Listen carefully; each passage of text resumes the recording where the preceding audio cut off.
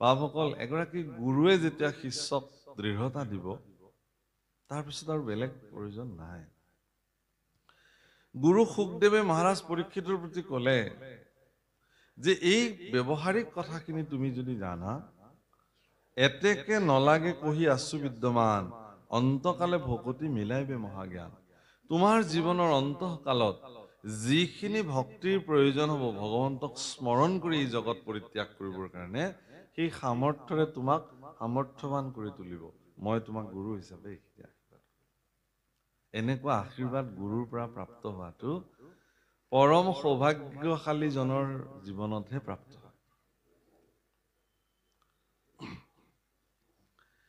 হে ৰাম ভকতিত আছে যত জ্ঞান বিৰকতি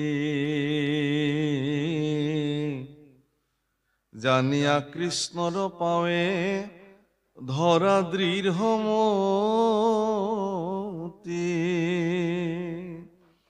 গতিকে এটা জীৱক নিষ্ঠাৰ কৰিবৰ কাৰণে এটা শৰীৰ সৎ পথত গুচি যাবৰ কাৰণে তেওঁৰ ভিতৰত থকা আত্মাই প্ৰকৃত স্থান প্ৰাপ্তিৰ কাৰণে তেওঁক যিমানখিনি জ্ঞান আৰু বৈৰাগ্যৰ প্ৰয়োজন হ'ব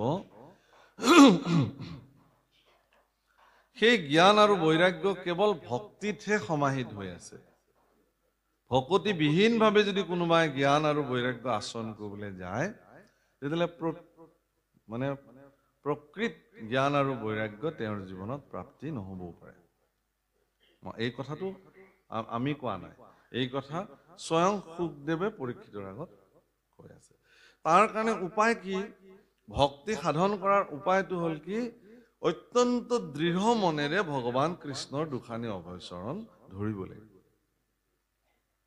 অৰ্থাৎ ভগৱান কৃষ্ণৰ অভয় চৰণত নিজক সমৰ্পিত কৰি শৰণাপন্ন হৈ নিজক আত্মসমৰ্পণ কৰি দিব পাৰিব লাগিব ভগৱানটো ভক্ত বৎসল শৰণাগত বৎসল এবাৰ যদি আপুনি কেনেবাকে ভগৱানৰ ওচৰত সমৰ্পিত হৈ গ'ল আৰু সেই সমৰ্পিত মনোবৃত্তিক যদি ভগৱানে এবাৰ স্বীকাৰ কৰি ল'লে তেতিয়াহ'লে কিন্তু আপোনাৰ কাৰণে আৰু একো অসুবিধা নাই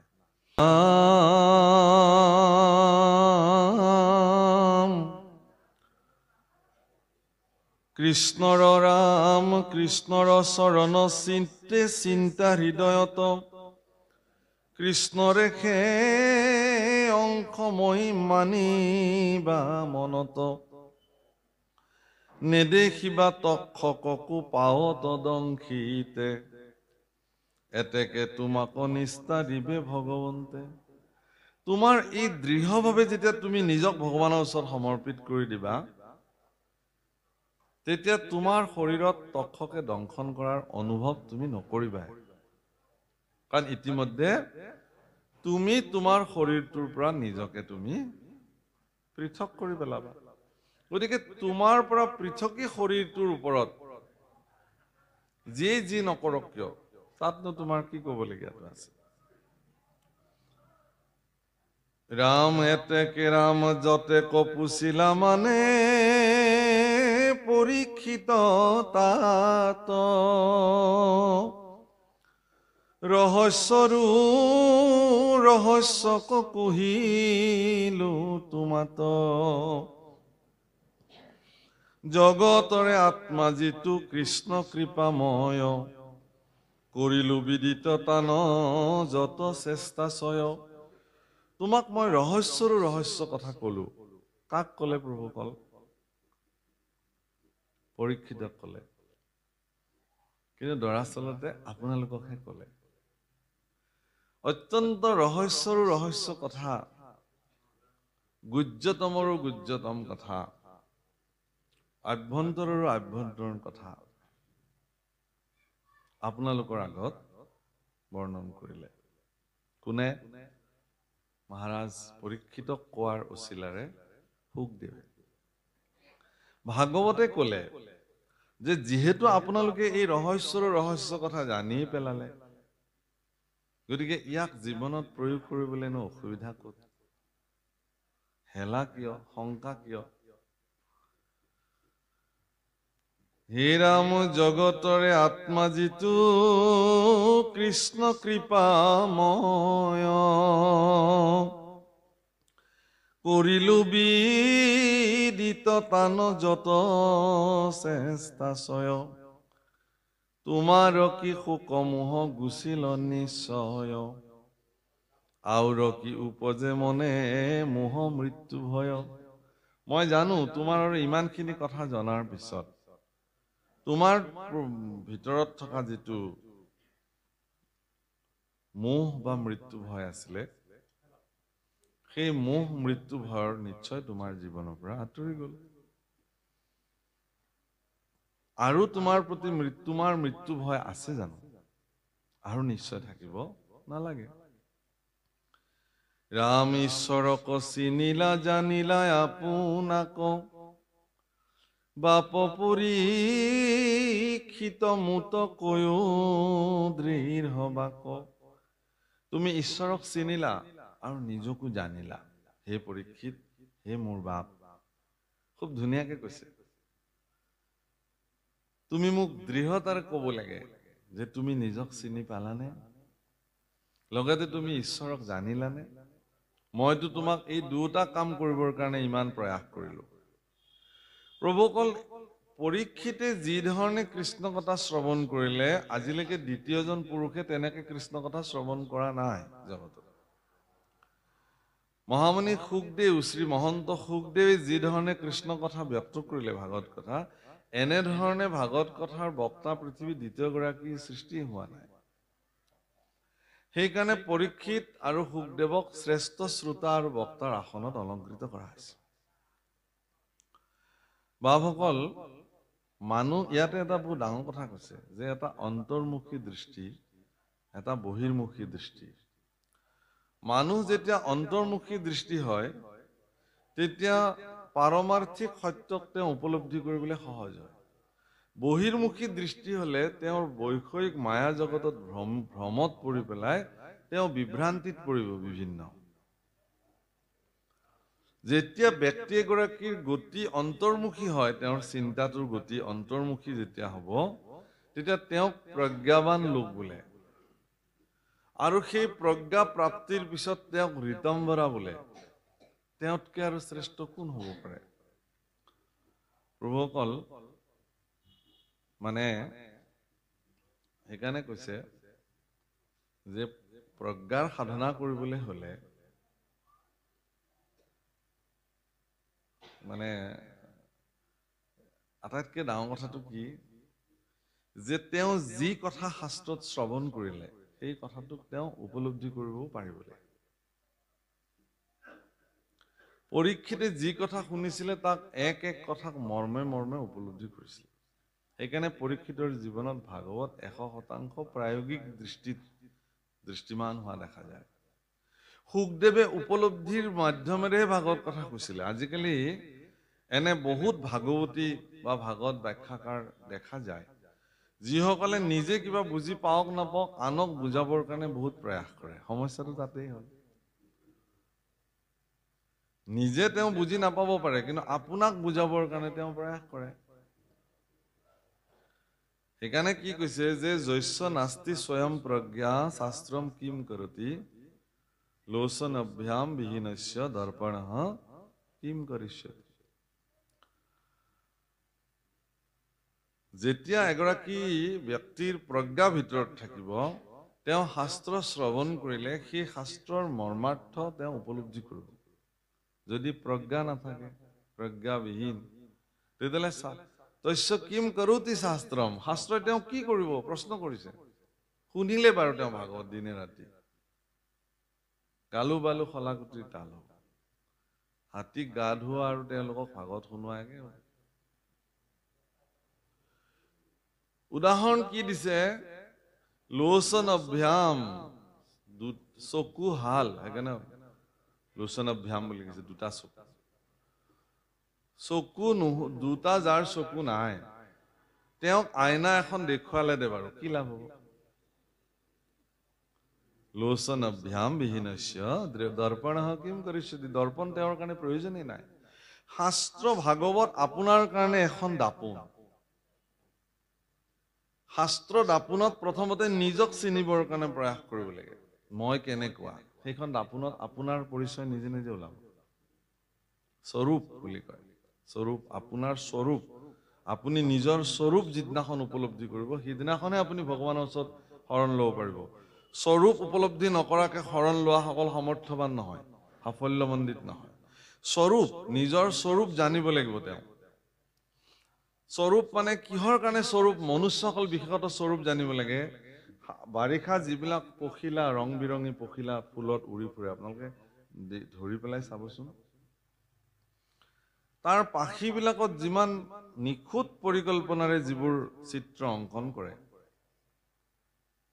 পখিলাবিলাকত, ইখন পাখিৰ লগত ইখন 1 মাইক্ৰ মানে হেৰিও মানে ইফাল ইফাল নহয়। ইমান নিখুঁত পৰিকল্পনাৰে সেই চিত্ৰ কোনে আঁকে? সেইবিলাক কোন এনে ভাস্কৰ্য শিল্পী? সেই লতাটোৰ ভিতৰতে, লেটাটোৰ ভিতৰতে থকা পখিলাৰ গাত এইবোৰ আঁকিবলৈ সেইজন সৃষ্টিকৰ্তা প্ৰভু ভগৱান নিজে স্বয়ং। অৰ্থাৎ কেইদিনমানৰ কাৰণে পৃথিৱীত বসতি কৰা, খুব কম দিনৰ কাৰণে পৃথিৱীত আয়ুস লৈ অহা এটা পখিলাৰ গাত ইমান নিখুঁতভাৱে যিজন সৃষ্টিকৰ্তাই নিৰ্ভুল চিত্ৰ অংকন কৰিব পাৰে, আৰু আপোনাক তেওঁ কেনেধৰণে নিৰ্মাণ কৰিছে এবাৰ ভাবকচোন। মানুহক তেওঁ কিমান নিখুঁত আৰু নিৰ্ভুলভাৱে নিৰ্মাণ কৰিছে,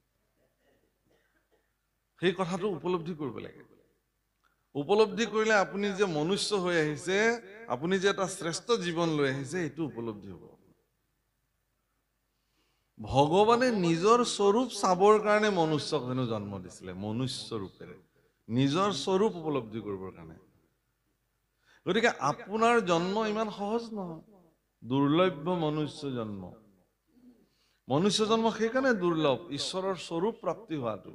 গতিকে আপুনি যিদিনাখন ভাগৱত দাপোনত, শাস্ত্ৰ দাপোনত আপোনাক চাব, আপুনি সিদিনাখন স্বৰূপাৰ্থত আপোনাৰ স্থানত ঈশ্বৰক আপুনি দেখিব যে মই নহয় দেখোন এইজন, তুমিহে ভগৱান। মই বুলি নিজকে ইমান দিনে ভাবি আছিলো। এই যিটো উপলব্ধি, স্বৰূপ উপলব্ধি, হে পৰীক্ষিত, তোমাৰ মনত এই উপলব্ধিটো হ'ল নে নাই? মোক দৃঢ়তাৰে তুমি কোৱা হে বাপ। এজন গুৰুৱে তেতিয়ালৈকে শিষ্যক নেৰে নহয় যেতিয়ালৈকে তেওঁৰ দৃঢ়তাটো নাহিব। শৰণ দিব লাগে, দিলে আৰু লেঠা গুৰুৰ লগতো শিষ্যৰ সম্পৰ্ক নাই, ঈশ্বৰৰ লগতো গুৰুৰ সম্পৰ্ক নাই। এনেকুৱা নহয় নহয়। গুৰু শিষ্য পৰম্পৰা ভাৰতবৰ্ষৰ এক বিশেষ পৰম্পৰা। ই মালাৰ নিচিনা গাঁঠি আহে জগতলৈ, সেইকাৰণে সকলোৱে গুৰুভাৰ ল'ব নোৱাৰে। গতিকে আমাৰতো তাহান্ত বিদায় নাহি নাহি আমাৰ পৰম গুৰু বুলি শংকৰদেৱকে আমি গুৰু মান্যতা কৰিছো। হৃদয় বেদীত মহাপুৰুষ বিদ্যমান হৈ আছে গুৰু ৰূপেৰে। কিন্তু মহাপুৰুষ শংকৰদেৱ যে আমাৰ পৰম গুৰু, কৃষ্ণই যে আমাৰ ইষ্টদেউ, তাক বাস্তৱিক অৰ্থত দেখুৱাবৰ কাৰণে আপোনাক এগৰাকী নাম অঞ্জনীয় গুৰুৰ প্ৰয়োজন আছে, যাক আমি শৰণাচাৰ্য বুলি কওঁ। সত্ৰাধিকাৰ বা যিসকল আমাৰ গুৰুস্থানত বহি আছে, তেওঁলোকে আপোনাৰ সেই স্বৰূপ উপলব্ধিত সহায়ক হ'ব। বিষয়টো হৈছে এনেকুৱা যে তুমি যদি বুজি পোৱা নাই, তেতিয়াহ'লে গুৰু হিচাপে মোৰ কৰ্তব্য আছে, মই তোমাক আকৌ বুজাবৰ কাৰণে প্ৰয়াস কৰিবই লাগিব। আধৰুৱাকৈ মই তোমাক এৰিব নোৱাৰো। সেইকাৰণে ইয়াত কৈছে, তুমি মোক দৃঢ়তাৰে কোৱা, তুমি ঈশ্বৰক চিনিলানে নাই, নিজক জানিলানে নাই। ৰাম আৰু বুজিবাক যদি আছে বা প্ৰবন্ধ, বোলা পুনৰূপী তেবে কহো বাৰস্কন্ধ। যদি আকৌ বুজিবলৈ তোমাৰ আছে, তেনেকুৱা প্ৰবন্ধ যদি মোৰ কৰিবলগীয়া আছে, প্ৰবন্ধ মানে যত্ন, মই তেনেকুৱা যত্ন যদি কৰিবলগীয়া আছে, মই আকৌ তাতকেও যত্ন কৰো তোমাক। কিন্তু তুমি যিহেতু মোৰ শিষ্যত্ব গ্ৰহণ কৰিলা, তোমাক মই বুজাবই লাগিব, ঈশ্বৰক মই তোমাক চিনাবই লাগিব।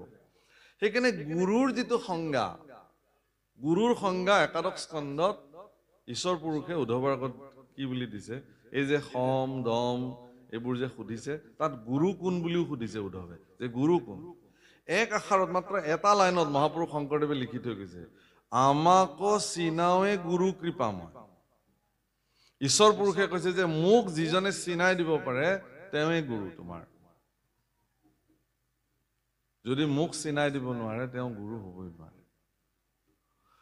যি কি নহওক, আৰ নৃপতিৰ মুখকনি ৰেখি কৃপাময়,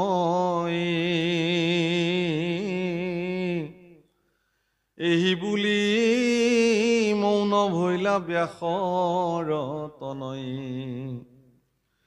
নৃপতিৰ মুখৰ পৰা নৃপতিৰ মুখলে চাই তেওঁ অপেক্ষা কৰি থাকিল কি উত্তৰ আহিব এতিয়া, কাৰণ এইটোতো বহুত গুৰুত্বপূৰ্ণ কথা। যদি কেনেবাকে পৰীক্ষিতে কৈ দিয়ে গুৰুদেৱ মইতো নিজকে নিচিনিলোৱে, ঈশ্বৰকতো নাজানিলোৱে, তেতিয়াহ'লে গুৰু অসমৰ্থশালী হৈ পৰিব, প্ৰমাণিত হৈ যাব এইটো কথা। মহাপুৰুষ মাধৱদেৱে তৰ্ক কৰিবলৈ আহিছিল শংকৰদেৱৰ ওচৰত। তৰ্কৰ অন্তত মহাপুৰুষ শংকৰদেৱৰ দুখানি অভয় চৰণত দণ্ডৱত প্ৰণিপাত কৰি মাধৱ পুৰুষে গোটেই জীৱন সেই চৰণ সেৱা কৰি থাকিলে। তেওঁ জানিলে যে এইগৰাকী সামৰ্থ্যশালী পুৰুষ, নিশ্চিত ৰূপেৰে মোৰ জীৱনৰ যি ৰাস্তা মাৰ্গ এইটো এখেতে দেখুৱাব পাৰিব। মোৰ স্বৰূপ উপলব্ধি কৰোৱাত এখেত সামৰ্থ্যশালী, ঈশ্বৰক চিনাৰ যিটো ৰাস্তা তাৰ কাৰণে এখেত সামৰ্থ্যশালী। সেইকাৰণে দৃঢ়তাৰে এগৰাকী সামৰ্থ্যশালী গুৰু নিৰ্ণয় কৰি মহাপুৰুষ শংকৰদেৱৰ দুখানি অভয় চৰণত মাধৱ পুৰুষে চিৰদিনৰ কাৰণে সমৰ্পিত হ'ল। সেইকাৰণে হে প্ৰভুসকল, এইটোও ঠিক যে যদি মহাপুৰুষ শংকৰদেৱৰ জীৱনত মাধৱ পুৰুষ সংযোগ নঘটিলহেঁতেন, তেতিয়াহ'লে মই ভাবোঁ যে মহাপুৰুষ শংকৰদেৱৰ জীৱনতো অনেক কাম আধৰুৱা হৈ ৰ'লহেঁতেন। সেইকাৰণে এনেকুৱাকে আমি ভাবোঁ যে শংকৰদেৱৰ দৰে এগৰাকী সামৰ্থ্যশালী গুৰুক প্ৰাপ্তি হোৱাটো মাধৱদেৱৰ জীৱনৰ ভাগ্য। আৰু মাধৱদেৱৰ নিচিনা এগৰাকী বিচক্ষণ বুদ্ধিসম্পন্ন পাৰদৰ্শী শিষ্য হিচাপে পোৱাটো মহাপুৰুষ শংকৰদেৱৰ জীৱনৰ পৰম সৌভাগ্য, পৰিপূৰক দুটা। নহ'লে মানে কোনোবা বোলে দুজন শিষ্য বোলে আহি বোলে গুৰুক ধৰিলে বোলে গুৰুদেৱ আমাক শৰণ দিয়ক, দিলে শৰণ, বোলে আমি এতিয়া কি কৰিব লাগিব? বোলে নাম ল'বা আৰু যোৱা, ঈশ্বৰৰ নাম ল'বা। বোলে গুৰুদেৱ আমিতো নাম লৈয়ে থাকো, ইয়াতকে ওপৰৰ কিবা সাধনা আছে যদি কওক। বোলে তেতিয়াহ'লে তোমালোকক মই মহাভাৰত ক'ব লাগিব। বোলে গুৰুদেৱ আমি চব জানো মহাভাৰতৰ কথা, তাতকে ওপৰত কিবা আছে যদি। গুৰুৱে বোলে ভাল শিষ্য পালো, মোৰ এতিয়া কি অৱস্থা হ'ব? বোলে বেদৰ কথা ক'ব লাগিব। বোলে বেদ আমি জানো, এইবিলাক আমি শেষ কৰিছো, তাতকে ওপৰৰ কিবা তত্ত্ব আছে। এই ভগৱান বোলে গীতা কওঁ, গীতাত যে আত্মতত্ত্ব আছে, শৰণ তত্ত্ব আছে। পিছে গীতাও জানোৱে মোটামুটি, তথাপি আপুনি যিহেতু ইমান ক'ব খুজিছে কওক। গুৰুৱে ক'লে মই তোমাক গীতা মাহাত্ম্য কম এতিয়া। কওক। মাহাত্ম্য বুজালে বিশ্ব। মাহাত্ম্যত কি কথা উল্লেখ আছে? সৰ্বোপনিষেদ গাব দুগ্ধা গোপাল নন্দন, সুধীৰ ভক্তা পাৰ্থ সুধীৰ ভক্তা, আৰু কি বুলি কৈছে?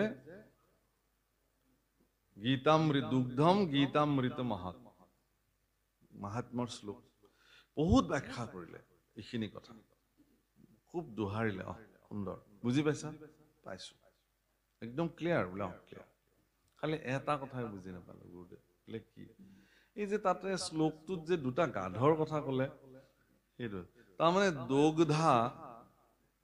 দুগ্ধা মানে খিৰাওতা, সেইটো গাধ শুনিলে তাহাঁতে। বোলে সেই গাধ দুটাৰ কথা আপুনি নকলে নহয়। গুৰুৱে ক'লে মোৰ সেই গাধ দুটাৰ কথা ক'বলৈ পাহৰি গলো। ভাল কথা, তোমালোকে যিহেতু মনত পেলালা। বোলে সেই এটা গাধ তই নিজেই, আৰু এটা গাধ মই, তোৰ নিচিনা শিষ্যক যে মই শৰণ ভজন দিলো, সেইটো গাধ মই। সেই দুটা গাধৰ কথাই গীতা মাহাত্ম্যত কি কম আৰু প্ৰভুসকল, হয়নে কথাটো? সেয়া বুজাইছে আপোনালোকে, মইনো আৰু মূঢ়মতি ইমান কি বুজাম। আপোনাক পৰম এই ক্ষেত্ৰত অগ্ৰণী ভূমিকা লৈছে সামাজিক ব্যৱস্থাত, যিয়ে নহওক। গতিকে গুৰু শুকদেৱে পৰীক্ষিতৰ পৰা সমিধান বিচাৰি তেওঁৰ মুখৰ ফালে চাই থাকিলে। কাৰণ তেওঁৰ এই 7 দিন 7 ৰাতি ভাগৱত কৰাৰ যিটো শ্ৰম, সেই শ্ৰম এতিয়া পৰীক্ষিতৰ মুখৰ পৰা ওলোৱা এটা বাক্যত নিৰ্ণায়ক ভূমিকা লৈ ল'ব। প্ৰভুসকল, মই যে আজি 11টা বজাৰ পৰা ইয়াত এই 2টা বজালৈকে ভাগৱত কলো, আপোনালোকৰ পৰা কি সিদ্ধান্ত আহিব এতিয়া, সেই সিদ্ধান্ততে নিৰ্ভৰ কৰিব মোৰ 11 বজাৰ পৰা 2 বজালৈ কৰা ভাগৱতৰ পৰিশ্ৰমৰ নিৰ্ণায়ক ফল। বুজিছে ন কথাটো? আৰু সেইকাৰণে তেওঁ একদম অপেক্ষাৰে, অধীৰ অপেক্ষাৰে পৰীক্ষিতৰ শ্ৰীমুখৰ পৰা কি বাণী ওলাব, সেইটো বহুত গুৰুত্বপূৰ্ণ। নৃপতিৰ মুখকনি ৰেখি কৃপাময়, এহি বুলি মৌন ভৈলা বেশৰ তনয়। শুনা সামাজিক জন কৃষ্ণৰ চৰিত্ৰ, শুনন্তে কৃষ্ণক পাইলা ৰাজা পৰীক্ষিত। নাহিয়াত পৰে মুখ্য পন্থ সংসাৰত, বেদান্তৰো সাৰ ইটো মহাভাগৱত। বৈকুণ্ঠৰ ধৰ্ম ইটো পৰম অমৃত, শুকমুখে ভৈলাই আশী কলিত বিদিত। মহন্তৰ মুখে আক কৰ্ণে কৰা পান, আৰ এতেকে লোভিবা সুখে বৈকুণ্ঠ স্থান। হে ৰাম হেনয় উপদেশ দেৱ, নমো হেৰা কৃষ্ণ নাথ দিয়ক সম্প্ৰতি। ও ৰাম হেনয় উপদেশ দেৱ দিয়ক সম্প্ৰতি। জৈতে জৈতে জন্ম মূৰ হৌক কৰ্ম ভাগে, নেৰু যেন তোমাৰ চৰণ অনুৰাগে। আৰ তুমি প্ৰিয়তম আত্মা পৰম ঈশ্বৰ, হেন জ্ঞান নুগুচুক সদায় মনৰ। ইমান ধুনীয়া প্ৰাৰ্থনা। তুমি আত্মা, মই মাত্ৰ তোমাৰ কৃপাত কৃপাশীল এটা জীৱ। এই ধাৰণাটো মোৰ যাতে কোনো জন্মতে আঁতৰি নাযায়। মই যদি ক্ষুদ্ৰ জন্মও ল'ব লগা হয়, ইতৰ জন্মও ল'ব লগা হয়, সেই ইতৰ জন্মটো যাতে মোৰ এই ধাৰণা পোষণ হৈ থাকে প্ৰভু। কাৰণ মইতো মনুষ্য জন্ম প্ৰাপ্তি হৈ যি ধৰণে তোমাক সেৱা কৰাৰ পূৰ্ণ সুযোগ জীৱনত প্ৰাপ্তি হৈছিলে, অন্য জন্মত হয়তো মোৰ সেই সুযোগ নাথাকিবও পাৰে, নাথাকে। কিন্তু মোৰ এই ভাৱনাটো যদি মোৰ ক্ৰিয়াশীল হৈ থাকে, তেতিয়াহ'লে মোৰ জীৱনৰ ঊৰ্ধ্বগতি হ'ব। এদিন হয়তো মই আকৌ দুৰ্লভ্য মনুষ্য জন্ম মোৰ জীৱনত প্ৰাপ্তি হ'ব, আৰু সেই মনুষ্য জন্মতে মই তোমাক পুনঃ পাবৰ কাৰণে প্ৰয়াস কৰিম প্ৰভু। দুৰ্ভাগ্য এইটোৱেই যে এইবাৰ মনুষ্য জন্ম হলো যদিও তোমাক যে ভজিব লাগে, তোমাক যে সমৰ্পিত হ'ব লাগে, মনুষ্য জীৱনৰ শ্ৰেষ্ঠ কৰ্ম ঈশ্বৰৰ ওচৰত সমৰ্পিত হৈ ভগৱানকে হৃদয়ত হৃদয়ংগম কৰি ৰাখিব লাগে, এই কথাটোকেই নাজানিলো আজিলৈকে। গতিকে তোমাৰ চৰণ যাতে অনুৰাগেৰে মই এৰি সদায় ভজি থাকিব পাৰো, এই ভাৱনা মোক ক্ৰিয়া কৰিবা প্ৰভু। হে ৰাম পত্নী পুত্ৰ বিষয়ত নৌক আশকতি, তোমাৰ চৰণে হৌক একান্ত ভকতি। পত্নী পুত্ৰ এইবিলাকৰ প্ৰতি মোৰ যাতে মই আসক্ত নহওঁ। বাপসকল, বহুতে প্ৰশ্ন কৰে যে ভাগৱতত এটা কথা লিখিছে যে কি কৈছে এইটো, যে পুত্ৰ পৰিবাৰ এইবিলাক অসাৰ। এইবিলাক মোক বহুতে সোধে যে যদি বোৰ অসাৰে হয় প্ৰভু, তে আমি কি কৰিম এতিয়া, বাদ দিব লাগিব নেকি? বোলে এইটো ল'ৰা জন্ম পাইছে, পেলাই দি থৈ আহ। বা মই পত্নী বিয়া পাতিলো, পিছত গম পালো যে এইবোৰ অসাৰ, পত্নী গৰাকীক মই এৰি দিলো, এনেকুৱা হ'ব নেকি? এনেকুৱাতো হ'ব নোৱাৰে। তাৰমানে কি কৈছে যে পুত্ৰ পত্নীক লৈ পেলাই তাতেই মজি থাকিব নালাগে। পত্নীক পোষণ কৰাটো স্বামীৰ কৰ্তব্য। পুত্ৰ কন্যা জন্ম দিলে তেওঁলোকক উচিত প্ৰকাৰে যোগ্য পাত্ৰ কৰি তোলাটো এগৰাকী পিতৃৰ ধৰ্ম। কিন্তু সেইবোৰ কৰিবলৈ যাওঁতে যদি আপুনি ঈশ্বৰ সেৱা পাহৰি যায়, তেতিয়াহ'লে সেইটোহে বিসংগতি হ'ব। সেইবিলাকৰ প্ৰতি আপুনি আসক্ত হ'ব নালাগে। আসক্ত মানে যিটো এডিক্টেড হৈ যায়, একদম মোৰ বেলেগ কথা নাই আৰু এইটোৱে কথা, এনে নহয়, সেইটোহে কৈছে।